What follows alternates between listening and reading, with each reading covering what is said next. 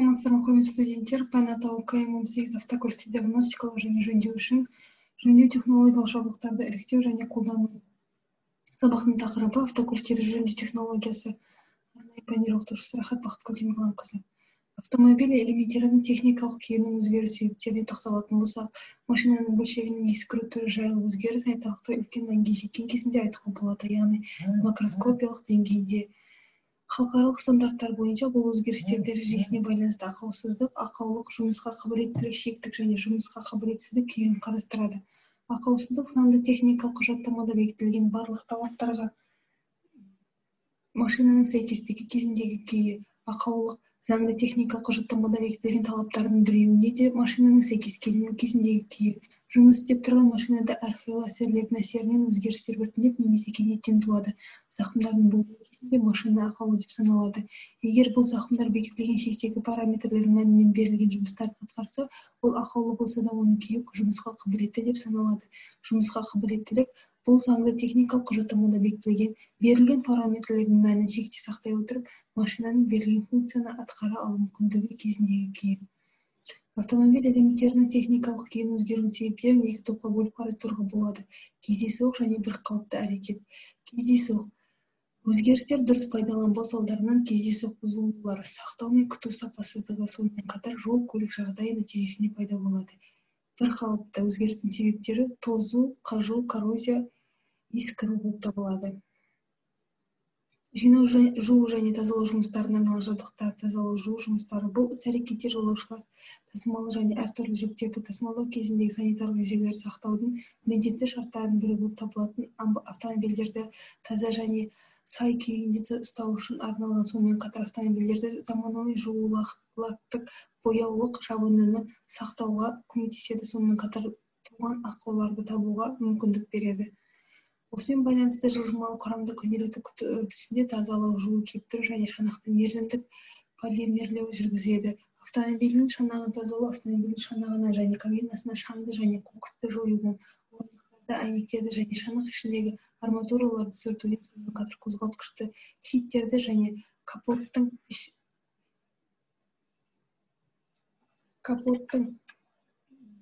ішкі жағын сүртуден тұрады.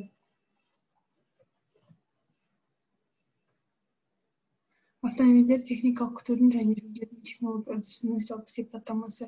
Технологиялық үрдіс жоспарлық және салдарлы түрде уақыт және кеңістікте автомобильде орындалатын операциялар жиынтығы.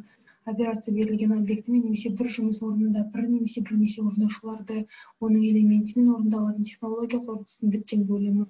Техникалық күту үшін технология үрдістер минималды байланыстарды талап етеді. Бұл күтудің әрбір түрінің көлемінің және мерзімділігінің тораптар, агрегаттар бойынша жұмыстардың тізімі бар ережеленумен, бұл жұмыстардың еңбек сыйымдылығын бағалаумен туған. Жөндеу түрлері жөндеу көлемі мен уақыты бойынша жоспарланады және машинаның жағдайына байланысты белгіленген уақыт ішінде орындалады. Күнделікті қызмет көрсету күнде орындалады. Оған карден тазалау, бұрандалы қосылымдарды тексеру және тарту, мәліметтің құрылымдарды тексеру және жөнге келтіру, бақылау, қорғау және тежеу құрылымдарын тексеру жатады.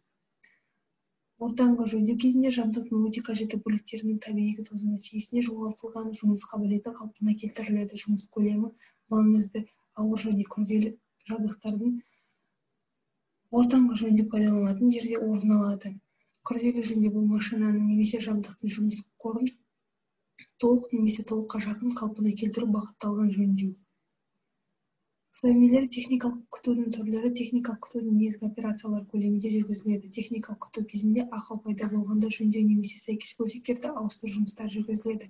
Күнделікті техникалық күтім жол қауіпсіздігі және сыртқы қалпын сақтау, жанармайын қарау, майлау, салқындатқыш сұйық толтыру, көлік құралдарын жалпы бақылау, техникалық қызмет көрсету жұмыстары жатады.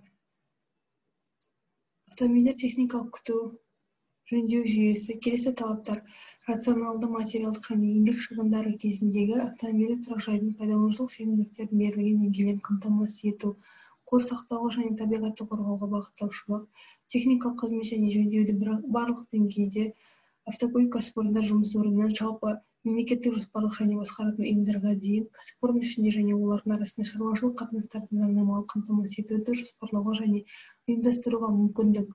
Олардың басқармалық мойынсұнушылықтарынан тәуелсіз автомобиль көліктері бар барлық ұйымдарға және кәсіпорындарға арналған міндеттілік. Екінші техникалық қызмет көрсету барлық диагностикалық бекіту және реттеу жұмыстарынан тұрады. Қозғалтқыш, суыту және майлау жүйесі жатады. Суыту жүйесінің герметикалығын тексеру, қозғалтқыштың цилиндрлік қоршаған тобын күйін тексеру, құбыр өткізгіш пен глушительдің қабылдау құбырын тексеру, қозғалтқыш картер поддонын және энесі тексеру, трансмиссия және артқы мостты тексеру жұмыстары жатады. Мамандандырылған бөлім әдісінен кешендік бөлім әдісінен агрегаттық бөлімше әдіске бөлінеді. Техникалық әсер ету түрлері бойынша олардың технологиялық мамандандырылу белгісі бойынша өндірістік бөлімшелердің қалыптасу мамандандырылған бөлімшелер әдісі қарастырады. Бригадалар құрылады, яғни бұлардың ішінде әрбіреуінен жұмыс көлемі бойынша қажетті мамандандырылған жұмыстар саны жоспарланады. Назарларыңызға рахмет.